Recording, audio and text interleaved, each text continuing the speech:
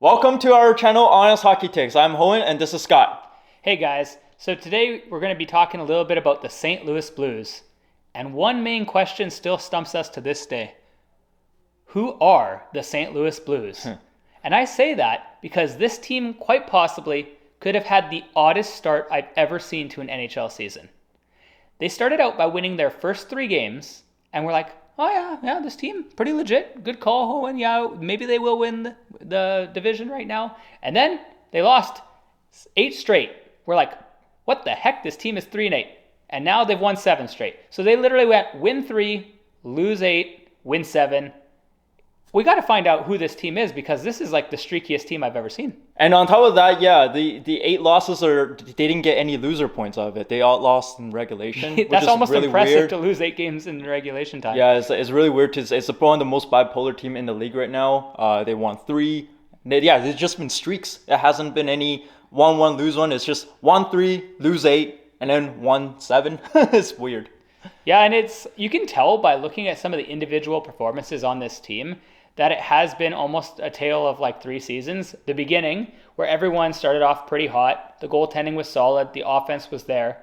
Then they went on this huge lull where I think almost every one of their players, I swear like they scored maybe 1 goal a game as a team, like each of those games. Like it was pretty pathetic.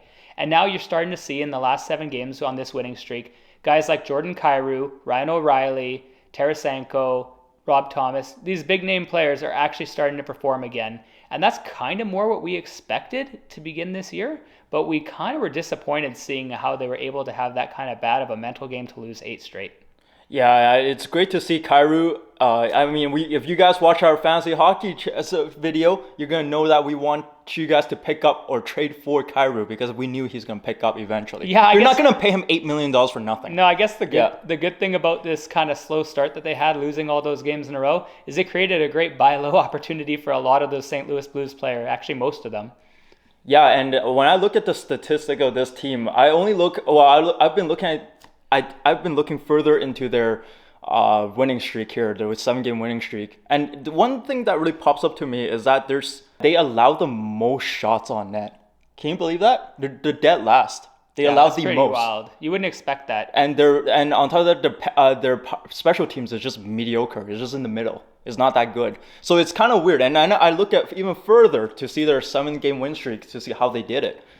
And they weren't beating good teams. The only ones that they beat that were considered good teams were Colorado, which they played in the playoffs, so they know this team really well. And the other team was the Vegas Golden Knights. I give them that. That was a good win. But the other teams were just Chicago, Sharks, They picked on the Ducks twice. Yeah. Like these aren't quality opponents. So actually, to be honest with you, I have to see more. They have a really big trip coming up. They're playing Florida. They're playing Tampa Bay. They're playing some big heavy hitters coming up. So I want to see how this team do during those games.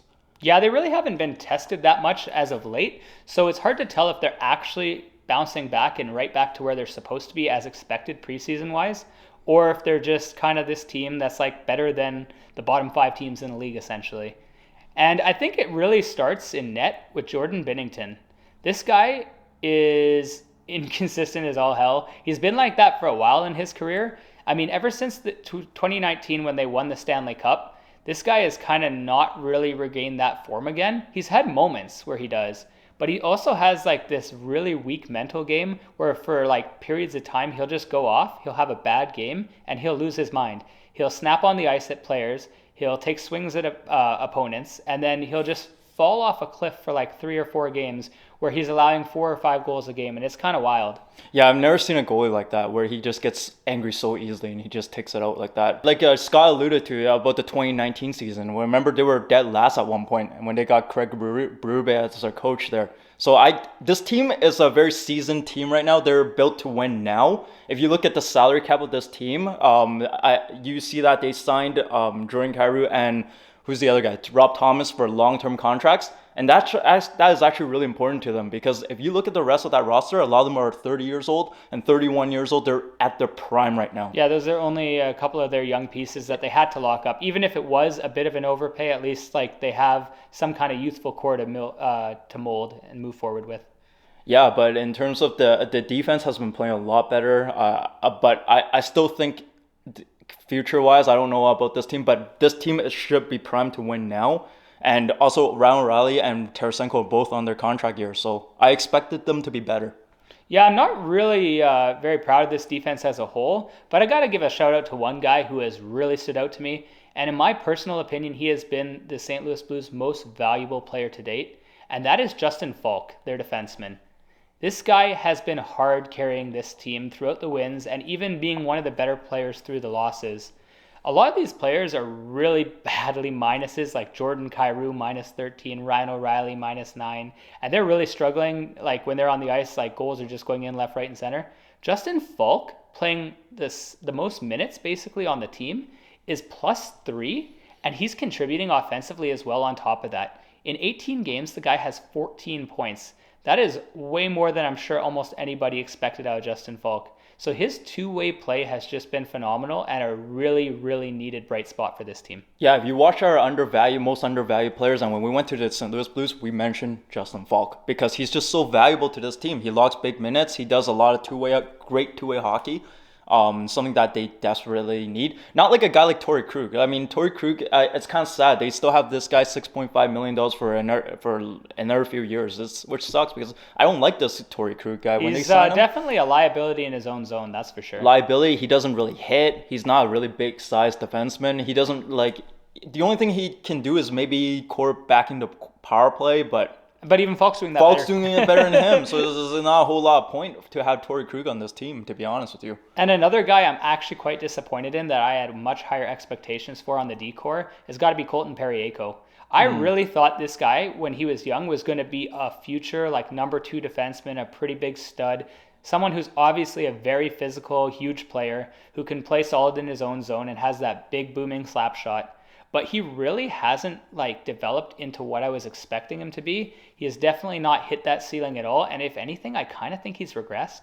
Yeah, do you know who he really reminds me of? He reminds me of like a little bit better version of Tyler Myers. Like, no joke.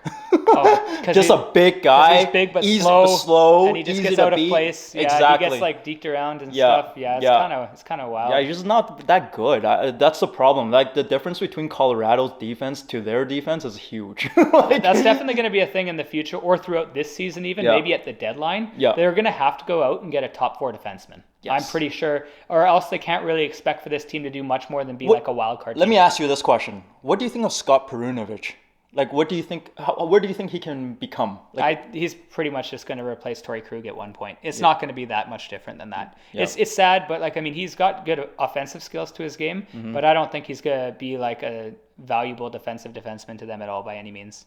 do you see him as like decent two-way defenseman? He'll probably be in the top 4. Top 4? Yeah, he'll Okay, probably be in the that's top 4, good. like 3-4 guy type of thing with Yeah. the power play specialist kind of thing. Yeah, because when I look at Torrey Krug there, I'm just like, this guy has no fit. It's a weird signing the day they signed him, and I don't know why they still have him, actually. Now, enough of bagging on the poor defense here. We got to give some crap to this offense, who really has kind of struggled as well, at least to start this year. And a lot of it comes from their captain, Ryan O'Reilly. This guy started the season in his first 10 games. He had 1 goal and 0 assists in 10 games. This is a former all-star player. This is not what we're accustomed to seeing from Ryan O'Reilly. And granted, he has picked it up a little bit lately with 7 points in their winning streak, basically. But the thing is, even on the season with that good streak going, the guy has 8 points in 18 games. That's just not going to cut it for a guy you expect to be like your top 2-3 player on the team. Yeah, but at least guys like Jordan Kyrou and Robert Thomas, to me, these guys are way more important than Ryan O'Reilly right now. Because Ryan O'Reilly, so it really surprised me right now because Ryan O'Reilly should be playing better because he's playing for a contract. Yeah, this is his final year. But the thing is, he's not even that old. Like, it's not like this guy is like Yeah. 37, It's 38. weird. That's why it kind of shocks me that he's doing this To bad. me, it's the biggest surprise of the year for this team. Maybe I don't know, but maybe he's still injured from the Colorado series last season and is carried over to this season. I think he misses David Perron. Yes. I think that Yes. his chemistry with Perron was so good, and he hasn't had the ability to build it with his line mates this year the same way. No, 100%. And it's definitely holding him back. Although, granted, he is slowly picking it up now. And that's same with guys like Jordan Kyrou. Once again, had a very, very slow start to this year. And he's picked it up swimmingly in the last like 5-6 games, especially where he's been dominant. And I think that Kyrou will be fine. Ryan O'Reilly, I think he's not going to go like 9 games again without a point, but I do think that he's going to have a down year for sure, and this might be one of his worst career years in a while. Yeah, it's very important to me to see that Robert Thomas and Jordan Kyrou, these are the future of this franchise, very important pieces, and they've been picking it up really, really well, and it's good to see. But a guy that's struggling to me is I wouldn't say he's struggling, but he's not playing as well as I hope he would, and that's Tarasenko. That's 100% what I was going to say next. I get that he's missing some games because of an illness right now, but the thing is, out of the winning streak that they've been on, he's played 5 games, and in those 5 games, he only got 4 assists. He needs to score some goals here. Yeah, I was actually just going to talk about that. Yeah. Funny, you read my mind here. Yeah. So Tarasenko this year, in 16 games, has had 4 goals. So that means in a full season, the guy is on pace to having basically like 20-goal season tops, right? That's wild. This is a guy who used to consistently score 35-plus goals. Look at how good he played last year. Yeah, last year he already was back after the shoulder injury, and he looked great. Yeah. Even in the playoffs, he looked great. But this is a guy who's clearly not shooting well. He's shooting under 10% right now, which is nuts, because this guy is a very good shooter. You don't expect anything less than like 13%, and he's like at 9.1% right now shooting. Like, it's pretty wild. Yeah, I just hope Tarasenko finds his game, because he's one of I wouldn't say my favorite player, but he's one of the players I like very much. He just has a terrific shot. It's just a shame to see that he only has 4 goals right now. I want him to end on a high note, get 25 to 30 goals. I'd be pretty happy. I guess the only last thing about Taro I could ask you, see what your opinion is. Do you think that this trade talk's starting to get to him? Because there's been a lot of trade talk right now about Tarasenko being sent out of town. Yeah, I think St. Louis Blues got to do it. I don't think Tarasenko wants to stay. They can't keep taunting him, for one. Yeah. He doesn't have a lot of time left on his contract, obviously. And he wanted out originally from this team, a couple years ago, right? Mm-hmm. And then he's like, oh, okay, I guess it's like not the worst. I can kind of deal with this. But they got to make a decision one way or another, because it's going to really hurt this team if they keep playing this limbo game with Tarasenko. Yeah, we already talked about this off air, but when we were talking about they do not want this to become a Johnny Gaudreau situation where they get nothing. Nothing, right? Yeah. You want to at least get something for Tarasenko, and I feel like right now, if they were to trade him right now, they would get the most value for him. Yeah, he's coming off a good year last year. Yep. He looks pretty solid. He's not scoring yet this year, but they know he can still score, which is what's important. They know he's not hurt, which is even more important. Yeah. So I think they got to just do something with him right away and move forward with that young core that Howin was talking about earlier. Like the Kyrous and the Thomases. Even right now, you can just tell that they don't really need Tarasenko anymore. Like, they're winning games without really his production. Yeah, he really wasn't part of that winning streak much at all. All right, Scott. So we both know that this team is a very volatile team, very bipolar team. They win and they lose. They win, they lose. What kind of team? What is the real St. Louis Blues team in your mind? I'm going to kind of stick to my beginning of the year prediction a little bit here, and I do think this is still a good hockey team. I do think it's a playoff team. Like, in my mind, there's no doubt they're still a playoff team. I didn't waver on that even when they struggled. I thought maybe they might be a wild card now instead of being like a top 3 team in their division. But, I think by the end of the year, they're still probably going to nab 3rd or 4th in this division. How about you? We brought up about 2019. This team has done it from rock bottom before. They have. So the fact that they have done that before, I feel like with the same coach, with almost the same core, I feel like I guess they can. I know they will make the playoffs, but it's probably not in the top 3 anymore, unfortunately. So you think they're a wild card now? I think they're wild card. Changing this guy at the beginning. Man, I don't know if you guys saw it. One of our first videos of the year. This guy tried to convince me that this team was going to beat Colorado. And he was adamant. Like, he was about to stand on this table here. And he was like, St. Louis is winning this division. Who's leading that division right now in the Central? Winnipeg. Yeah. Who would have thought? Winnipeg and Colorado right atop there. So yeah. Both of them. And who's number 3 right now? It's not even Minnesota. Yeah, Dallas is a good team there. Yeah. So, yeah, I don't know if they passed those 3. I don't think so. It'll be close. So. It'll be close. I think Winnipeg will drop a little bit. I think Dallas has got so much better with that new coach now. It's just so much better. He's actually playing. Pete DeBoer is actually playing that team properly. Yeah, no, there's definitely more competition in the Central than previous years. It's deeper. With Winnipeg, I don't know. I don't know how long they'll stay up there, but you still got a lot of decent teams in the Central, though, right? Yes. If you take out the Coyotes in Chicago, no offense, then the rest of these teams are actually pretty respectable. All right, so you think a wild card team now. What a change, hey? From your previous prediction in the preseason. I think I'm going to give them third by the end of the year in this division. I think that's the type of team they are. Probably behind by the end, Colorado and Dallas. But guys, I hope you guys enjoyed this video, and I hope you're just as confused as us about this team and who they really are right now, because they're kind of a... But please like and subscribe if you enjoyed this video, and tune in for our next one coming up hopefully very soon. Take care. Bye.